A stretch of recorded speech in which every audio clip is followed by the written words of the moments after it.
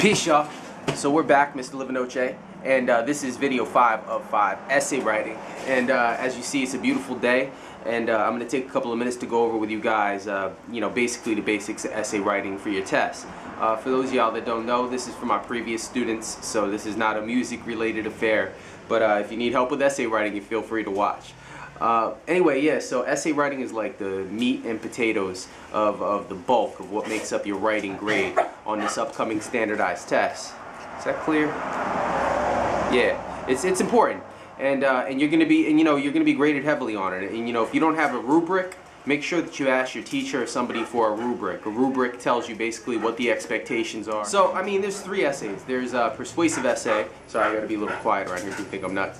There's 3 essays. There's persuasive essays where you're going to try to persuade or convince somebody of something, choose a side on a topic, and support that side with evidence or at least with arguments. There's another kind of essay, it's called an expository or explanatory essay, where you're going to basically explain how to do something. And the third kind, which I bet you're going to get this year, is a descriptive or a narrative essay, when you're essentially describing something, a person, place, thing, or idea, or you're telling a story, which is a narrative. Since we don't have time to basically break down all 3 types of essays, what I'm going to do is I'm going to lead you and guide you through how to write a persuasive essay. And you're going to be timed, probably about 40 to 45 minutes. So you're going to have to come up with the ideas, bang out your introduction, your 3 body paragraphs, and your conclusion in a pretty short period of time. And if you know how to do it and do it right, a persuasive essay, you could transfer a lot of those skills over to an expository, explanatory essay, or a narrative or descriptive essay. So we're going to focus on persuasive, but keep in mind, you can tweak it. You can tweak the formula to make it work for any of the types of essays you'll be asked to write. First thing you want to do when you're reading your essay prompt and you're seeing what they're asking of you, you want to see what type of essay you're supposed to write. So look out for the words like persuade or convince, because then you're writing a persuasive essay. If you see words like describe, right, then you know that you're going to be writing a descriptive essay, or tell, that's a narrative essay. If you're looking at words and you see something like explain, it's explanatory or an expository essay where you've got to explain something. So make sure you know what kind of essay you're writing so you're not trying to convince somebody of a narrative by accident. That's basic stuff. Another thing you want to do is make sure you keep an eye on your time. Take a few minutes. If you like to draw the bubbles, you can, but what I do is if you're in 8th grade, if you're in 9th grade, if you're in 10th grade, you're dealing with more young adult stuff. You're not going to draw bubbles. You're going to make a list, make an outline, and I'm going to show you how to do that today. You work from that. And even if you don't think it's important, do it anyway. It's really important. They don't grade it, but you want to do it because you want to have some organization for your writing. Couple things. Always write a conclusion. If the time is running out, you got 3-4 minutes left, and you're only on paragraph 3 and you didn't get to your conclusion yet, start your conclusion and finish your conclusion no matter where you're at when your time is running out. If you have the conclusion, your score is going to be better. So even if it's not the appropriate time, if you have a choice, I can either write my 4th paragraph for my conclusion, skip to the conclusion, and write the conclusion at the end of the essay. That's work. Definitely do that. And I'm not going to bang you in the head too hard, but what I do is I got a formula for you, and I'm going to show you the formula. You can pause the video, and you can write it down for yourself if you want to, but we're dealing with basic outlines. This is Essay Writing 101. So the first thing you're going to notice is that you got paragraph 1, paragraph 2, paragraph 3, paragraph 4, and paragraph 5. And each one of those has 4 to 5 sentences in it. So first you're going to need your topic sentence. Then you're going to be making 3 points, right? Point A, point B, and point C. Point A, paragraph 2 is going to all be about that, right? Point B, paragraph 3 is going to be about that. Point C, paragraph 4 is going to be about that. And if you have sentence 5, the end of your introduction is going to be a lead-in. At the end, that's going to be a lead-out or a conclusion, right? So it's kind of mathematical if you think about it. Your topic sentence is going to be exactly what you're talking about. Then you're going to have your 3 points you want to make. And every single time you start a paragraph to talk about each of those points, you start your paragraph about what is point A, and then you support it 3 ways. What is point B?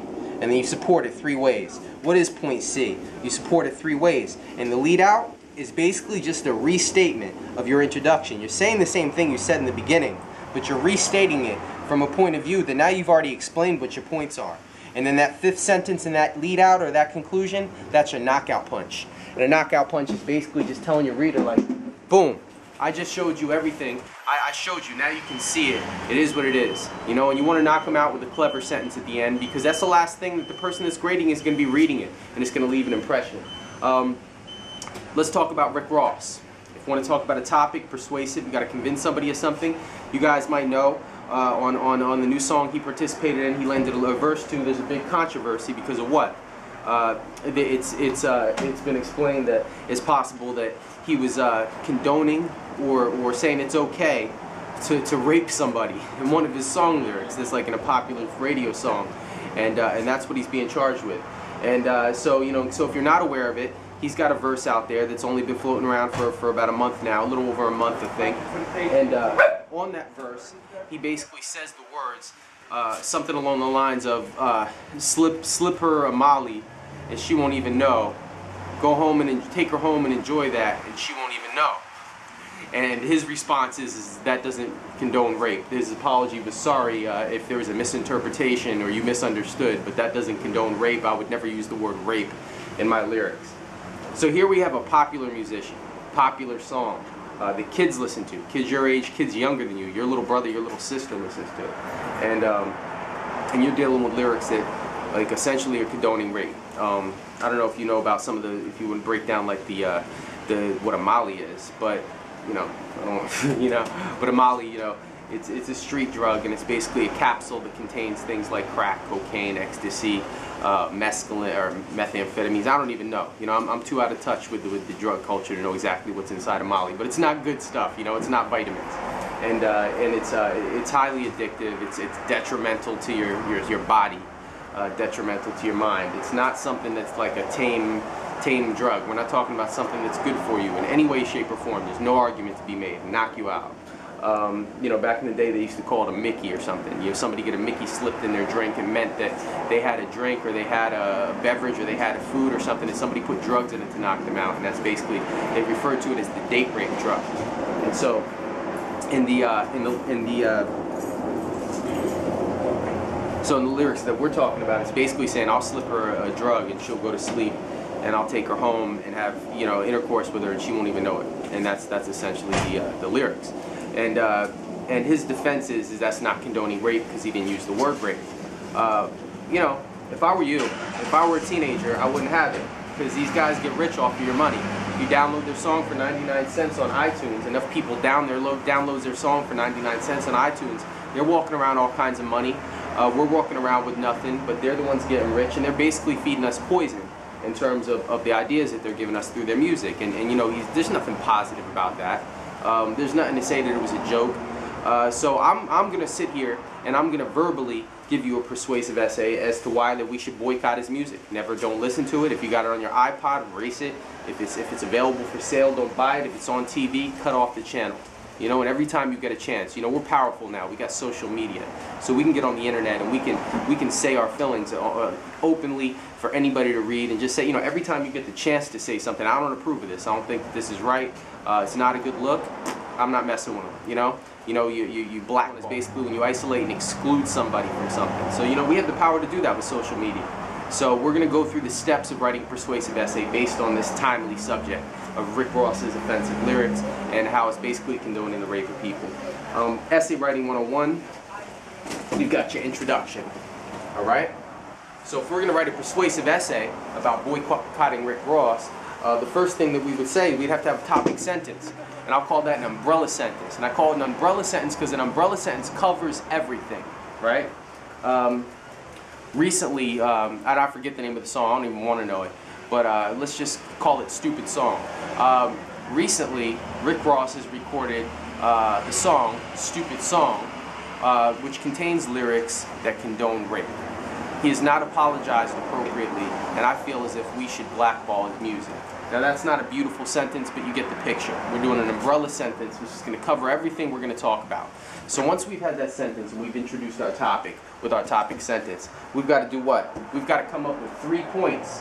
3 points to support our argument, right? So then you got to sit down and think, what are 3 points that I could make to support this argument? Well, we already talked about a few of them. Point A, artists like Rick Ross and Rick Ross himself are getting rich off of the dollars of teenagers and children, okay?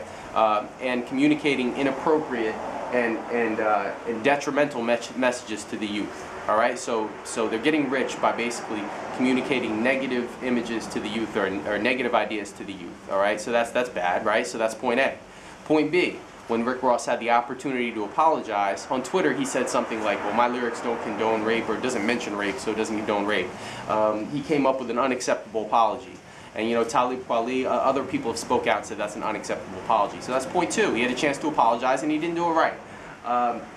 And then point 3, he's also promoting the use of drugs, and not just using them on yourself, but giving them to other people and slipping into them when they don't even know, right?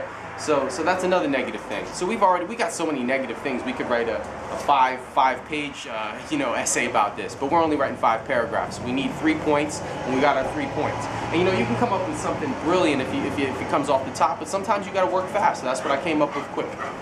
So based on the structure we're dealing with here, okay, we got our 3 points. We got our topic sentence. I'm going to end my first paragraph, my introductory paragraph. After I listed my 3 points, I'm going to say some ways that we could boycott are by erasing it from our iPods, by never ever purchasing his music, and by turning off our television sets whenever his videos are on, not clicking them on YouTube. And people see that. They see it. When you're boycotting music, they'll see that they're getting boycotted because they're first of all, they're not going to get the clicks and the hits that they want, and that's going to reflect. Second of all, you know, he's already having all kinds of trouble with Reebok and his sponsors, and if they see that his popularity is falling, it's going to be bad for everybody. All right, so, or everybody associated with him. So, paragraph 2, first thing we got to do is we've got to deal with point A. First thing you say is, what is point A? And what was it? That he's getting rich off of communicating negative ideas to children, all right, which are drugs and rape, all right? You support that maybe by talking about specifically what he said, right? That's one thing you could do to support it. Another thing you could support is by talking about the other thing that he said. What, he was going to slip somebody a Molly, which is a drug. What is that? You explain it. Then you support 2. He's talking about bringing a person home and taking advantage of her without her knowledge. So that's that's support 2. Support 3 could be, you know, I don't know, he has a history. So you could think of another lyric that he said. I'm sure that you could find it pretty quickly. Like if there was a gun to your head and you said, I gotta find a negative Rick Ross lyric, you wouldn't have a hard time finding one, right? Or thinking of one. So then you use that for support 3, whatever you can think of, you know, under time constraints. Okay, you're gonna be dealing with point B. What do we say point B was? He had an opportunity to apologize and he didn't do it appropriately. So the first thing you might say in paragraph 3 is, what is point B? And that's what you say. And then you talk about support 1, support 2, and support 3. You got to support that 3 ways. And so the first way you're going to support it is you talk about what happened. He went on Twitter and he said, hey, well, this doesn't, I don't condone rape. But that's contrary to what he said or what's actually in the lyrics. Point B, you know, he says, because the word rape didn't show up in my lyric, I would never use it, then I don't condone rape. But that's not a good argument. He knows it, I hope, and everybody else that reads it knows it. And 3, you might want to talk about some of the other things you've heard about other people that are aware of what he said and also believe that it was not just not appropriate, but just not acceptable in terms of an apology. And that brings us to paragraph 4. And in paragraph 4, we're going to be talking all about point C, right? And point C brings us to the drug use specifically. You talk about the use of Molly's, not just for himself, but for others. And you can talk a little bit about what you know. Maybe experiences that you've heard that other people have had that are negative. Maybe the experiences that you've seen on TV. Everything you know about it. You support it by using everything you know. So point C is all about the use of that drug that he's promoting, right? And you talk about those 3 points that you can use to support it. Whatever it is you could think of, and the time to think of that stuff is when you're writing your quick outline at the very beginning. Finally, paragraph 5, conclusion. That's a restatement of your introduction. So you're going to talk about what your umbrella sentence was. Once again, and you use a tone that you're finishing up. In the beginning, you're using a tone that says to your reader, hey, I'm starting this essay, this is what it's about, and this is what we're going to get into. You have certain types of wording that you use that sets the tone for this is the end of the essay. You know, hopefully you've learned something based on what we've gone over today. And then you restate your 3 points that we went over into detail. But this time you're restating them from the perspective that you've already explained them. Okay? So you restate your point A, you restate your point B, and you restate your point C. And then the final sentence, sentence number 5, which was a lead-in before, a lead-in to what we were going to talk about, now becomes a lead-out. And that's a pretty important sentence. It's not always taught, but I think it adds, it's like adding a cherry on top of a cake, you know what I mean? It's, you know, so you put that last sentence in, and it's really a knockout punch for your reader, and they know that not only did you do an essay fully and explain it exactly how you were supposed to. But on top of that, we've talked about the structure here, guys. I mean, you know, your topic sentence, that's your umbrella sentence. Then you talk about 3 points, point A, point B, and point C, whatever those points be. And then your fifth sentence will be a lead-in to your essay.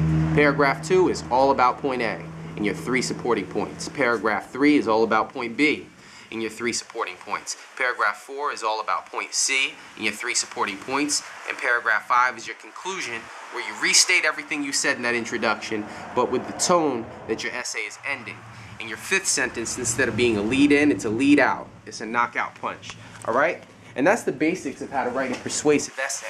But whenever you're dealing with any of the other types that we talked about, like explanatory, or if you're talking about an essay that's a narrative or a descriptive essay, you know, you're going to be following a different format, but there's a lot of similarities. You're still going to have a topic sentence. If your objective is to describe a park that you went to when you were little, the first thing you can do is you write an umbrella sentence about everything you remember about that park. You remember the lake, you remember the benches, you remember the playground, and you remember going there a lot with your cousin on the weekends, right? That's in the umbrella sentence. And then you might want to break it down.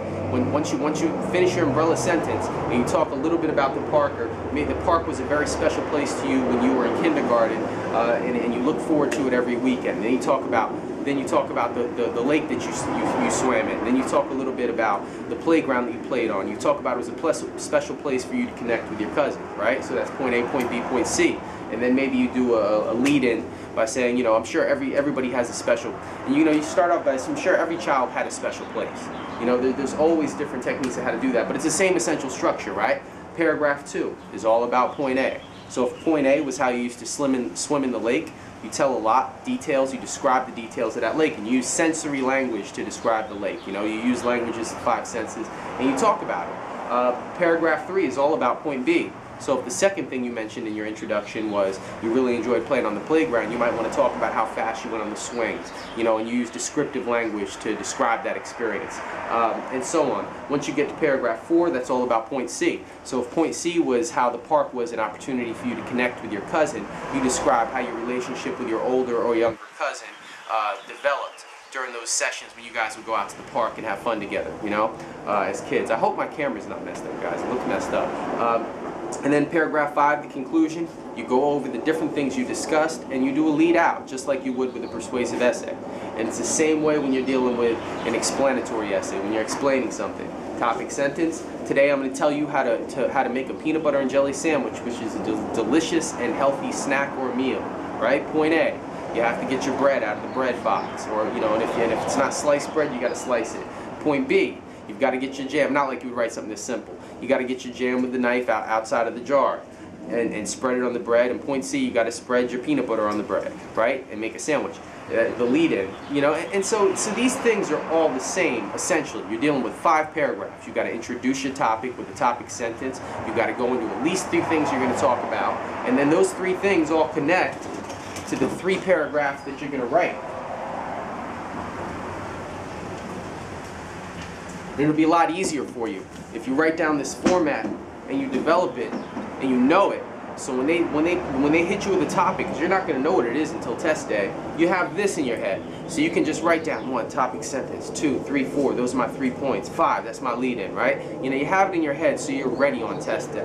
All right. This could get complicated. This could get confusing. And if you haven't been taught it, or if you've been taught it a different way, if it works for you the other way and you're getting great grades with it, stick with it.